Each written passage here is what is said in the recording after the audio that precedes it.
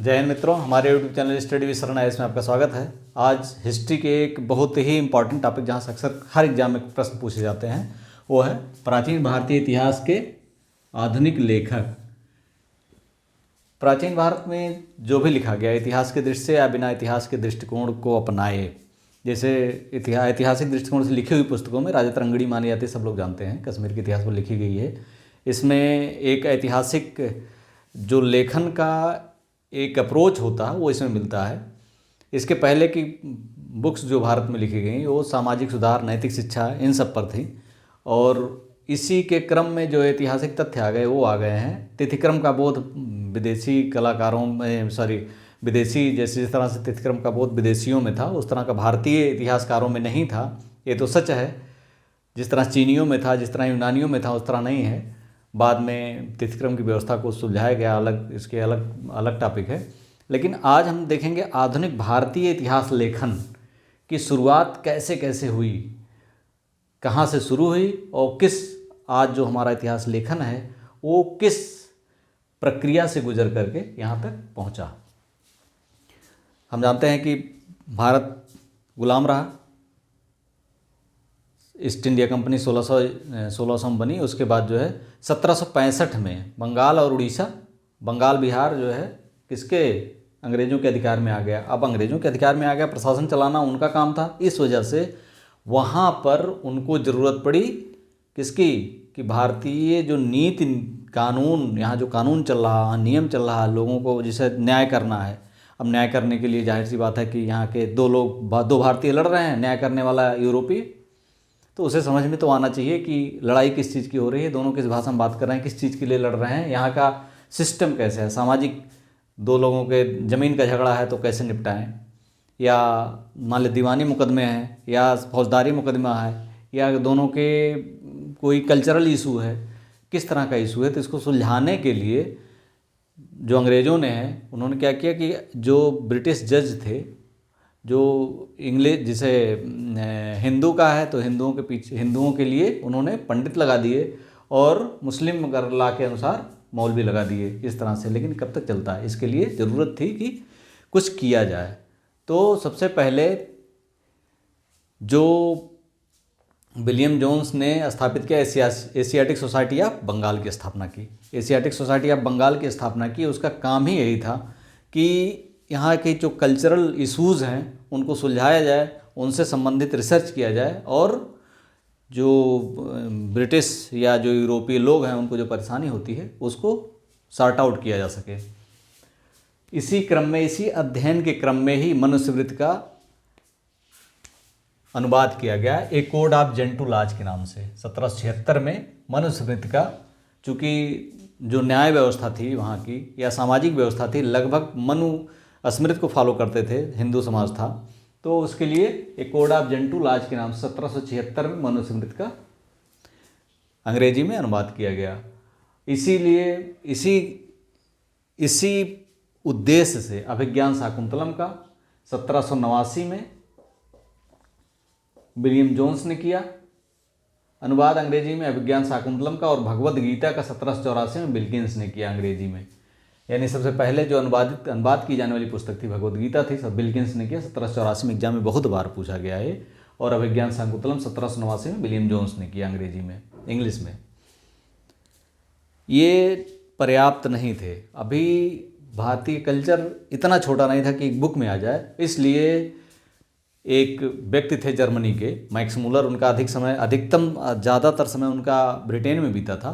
तो उन्होंने ब्रिटिश अधिकारियों के लिए, ब्रिटिश समाज को, ब्रिटिश अधिकारी, ब्रिटिश प्रशासक, ब्रिटिश जज जो थे, उनके व्यवस्थाओं को सुदृढ़ करने के लिए या उनके समझ के लिए उन्होंने जो यहाँ की बुक्स थी बहुत सारे, इनके 50 खंड में the secret books of east series नाम से इन्होंने बुक्स लिखी, प्रकाशित की 50 खंडों में। The secret books of east series Max Muller की है। और इससे ईस्ट एक परंपरा को बढ़ावा मिला, भारतीय या पूर्व के साहित्य को एक्सप्लोर करने का, पूर्व के साहित्य को देखने का, पढ़ने का, अनुवाद करने का, उसका अध्ययन करने का, और चीज़ें निकल करके सामने आने लगी। पहले तो चूँकि ये सब ब्रिटिश थे, मैक्स मुलर हुआ, विल्किंस हुए, विलियम जोन्स हुए, ये ब्रिटिश थे, जाहिर सी बात है कि उसी के हित के लिए काम कर रहे थे। तो इस जो इनको जो सामाजिक चीज़ें मिली या जो कल्चरल चीज़ें मिली, उसका उन्होंने ये किया कि इस तरह से इसको प्रस्तुत करने का प्रयास किया गया कि जो भारतीय हैं, यहाँ की सामाजिक व्यवस्था है, ये इस योग्य नहीं है कि खुद ये अपने, या ब्रिटिश इस योग्य नहीं है कि ये पश्चिम की बराबरी कर सकें या पश्चिम के किसी एक भाग के बराबर हों इनका। और इसी तरह से इन्होंने एक आभा बनाने का, एक एनवायरनमेंट बनाने का प्रयास किया। इन सभी ने, जिन्होंने भी ये सब पश्चिम के जितने थे, विलियम जोन्स थे, भले इन्होंने एक शुरुआत की, सब कुछ किया, लेकिन किस लिए किया कि भारतीय जो जज थे, ब्रिटिश जज थे, उनको भारतीय चीज़ों की समझ हो जाए और ये इसकी व्यवस्था कर सकें। इसके बाद जो साम्राज्यवादी लेखकों में जो सबसे महत्वपूर्ण थे, B.A. Smith, Vincent Arthur Smith, इनकी अर्ली हिस्ट्री ऑफ इंडिया, ये कई बार पूछी गई एग्जाम्स में, इनकी early history of India I. ये समझ लीजिए एक तरह से भारतीय इतिहास लेखन के, व्यवस्थित इतिहास लेखन की एक शुरुआत थी। इसका हालांकि लिखा गया साम्राज्यवादी दृष्टिकोण से। साम्राज्यवादी दृष्टिकोण से मतलब कि जैसे भारतीयों को शासन करने का वो नहीं है, यहाँ पर निरंकुश शासन ही चलता है, यानी डंडे के बल पर यहाँ पर, जैसे जिसकी लाठी उसकी भैंस वाली है, तो जैसे जिसके इनको शक्ति के बल पर ही नियंत्रित किया जा सकता है, गणतंत्र शासन या इस तरह के शासन की इनको कोई अनुभव नहीं है। सामाजिक परिवेश यहाँ का बहुत ही निम्न कोटि का है या सड़ा हुआ है। इसी तरह से मतलब शिक्षा की व्यवस्था उस समय जिस तरह थी, उन्होंने बताया कि शिक्षा के मामले में सब ऐसे ही थे, आदिकाल से ऐसे चले आ रहे हैं। तो ये सब चीज़ें, लेकिन सबसे बड़ी चीज़ थी कि इन्होंने प्राचीन काल से आज तक का व्यवस्थित इतिहास लिखा, और इसमें इन्होंने कोशिश किया कि इनके इतिहास का वन थर्ड पार्ट जो है, ये विंसेंट आर्थर स्मिथ का सिकंदर के आक्रमण से भरा हुआ है।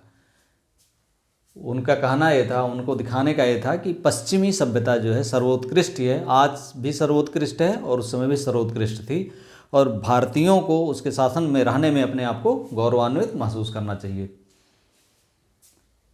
इस यहाँ तक जब हुआ, इतनी हुई, तो भारतीयों को भी जाहिर सी बात है लगना स्वाभाविक था, इनको भी लगा कि हमें क्या करना चाहिए,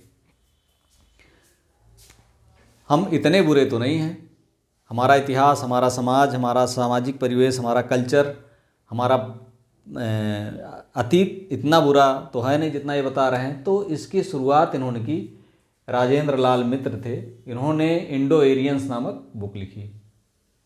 राजेंद्र लाल मित्र ने इंडो एरियंस बुक लिखी, और इन्होंने एक निष्पक्ष होकर के लिखने का प्रयास किया और बताया कि प्राचीन भारत में लोग गोमांस का सेवन करते थे, ये इन्होंने बताया। हिस्ट्री ऑफ धर्मशास्त्र पांडुरंग बामणकाड़े ने लिखा। इसमें भारतीय रीति रिवाजों, कल्चर जो जिसकी खिल्ली उड़ाई गई थी, इसको इन्होंने लिखा कि भारतीय रीति रिवाज और हमारे सामाजिक, हमारे सांस्कृतिक जो अतीत हैं वो इस योग्य हैं, या हम लोग इतने उन्नत थे भविष्य में, जो यूरोपीय सभ्यता से आगे थे या उनकी बराबरी कर सकते हैं। आर.सी. मजूमदार ने, जो आधुनिक लेखकों की बात की जाए तो history and culture of Indian people, इसमें भी इन्होंने उस चीज़ को एक व्यवस्थित तरीके से, एक आधुनिक दृष्टिकोण से इन्होंने प्रस्तुत करने का प्रयास किया, एक निष्पक्ष तरीके से प्रस्तुत करने का प्रयास किया। History and culture of Indian people, RC. Majumdar.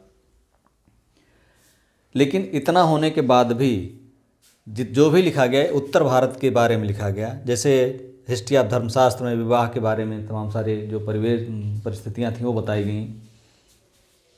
लेकिन history and culture of Indian people, RC. Majumdar ने, इस सब में जो है उत्तरी भारत के इतिहास के बारे में लिखा गया, दक्षिण भारत के इतिहास को टच नहीं किया गया। बाद में के.ए. नीलकंठ शास्त्री दक्षिण भारतीय थे, इन्होंने हिस्ट्री ऑफ एंशिएंट इंडिया लिखा, हिस्ट्री ऑफ एंशिएंट इंडिया लिखा के.ए. नीलकंठ शास्त्री ने। इसमें भी इन्होंने दक्षिण के इतिहास का वो एक तरह से इग्नोर ही किया है, लेकिन इसका परिमार्जन उन्होंने इस भूल को उन्होंने सुधारा ए हिस्ट्री ऑफ साउथ इंडिया लिख करके के नीलकंठ शास्त्री ने, और इसमें इन्होंने दक्षिण भारतीय इतिहास को एक व्यवस्थित रूप प्रदान करने का प्रयास किया।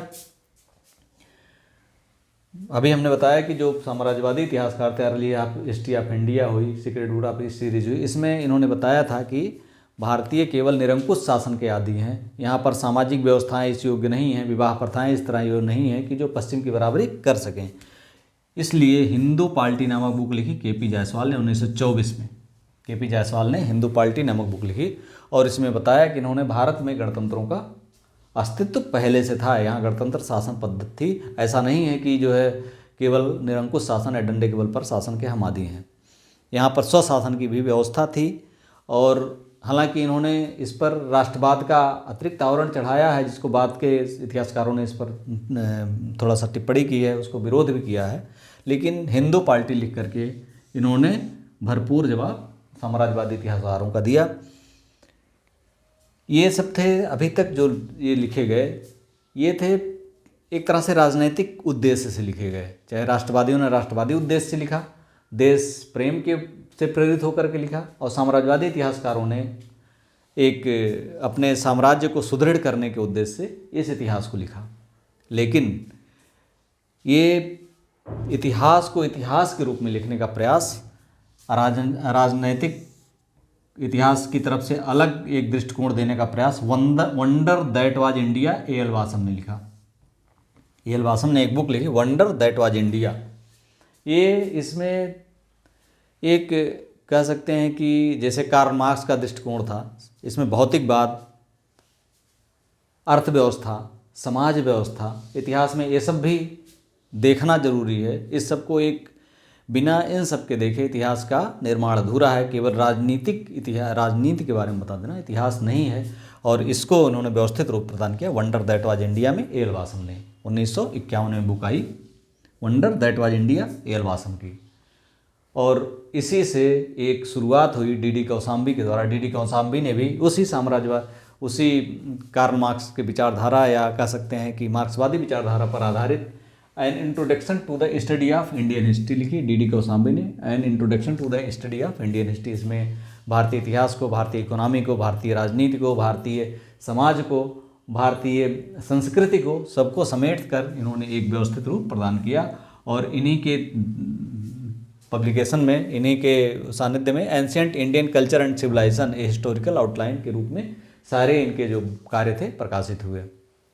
इस तरह से एक जो इतिहास लेखन का एक यहाँ से शुरू हुआ और एक यात्रा थी इतिहास लेखन की, यहाँ आकर के एक व्यवस्थित रूप उसको मिलता है, और आगे के इतिहासकार लगभग इसी को फॉलो करते हुए आगे बढ़ रहे हैं। और अभी तक जो एक अप्रोच है इतिहास लेखन का, वो अप्रोच इन्हीं कहीं न कहीं इसी जो यहाँ जहाँ इन्होंने डी.डी. कौशाम्बी ने छोड़ा था, यहीं इसी पर आधारित अप्रोच पर अब भी इतिहास लिखा जा रहा है।